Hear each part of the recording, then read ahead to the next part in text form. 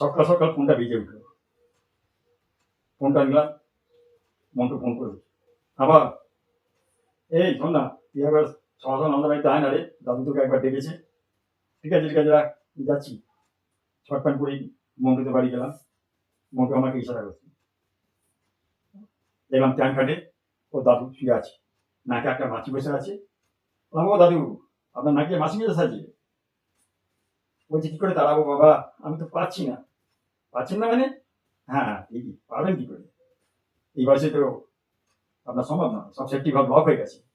তার মানে, মানে আর কি, ওই হাতিকে ন্যাঙর করানো আর আপনাকে বোঝানো, দুটোই একই ব্যাপার। কি সব একই করছি, একই না, এই বয়সে হাত ওখানে আর পৌঁছবে না বলে আমি এই করছি। হঠাৎ দেখলাম ঠাকুমা ডেকে উঠলো, ও বাবা পাঁচু পাঁচু, একটু দাঁড়া না রে। আমি, কি হলো ঠাকুমা? এই একাদশী কবে বলতে পারি? মেরেছি, আবার একাদশী কথা জিজ্ঞেস করছি।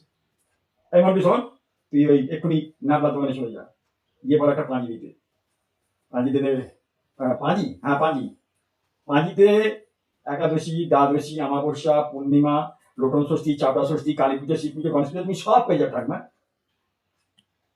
আমি শুনলাম মন্টু, আর দাঁড়াবো না, বউ ফোন করছে, সকাল সকাল গেছে, তাহলে খেয়ে আসতে ভুলে গেছি।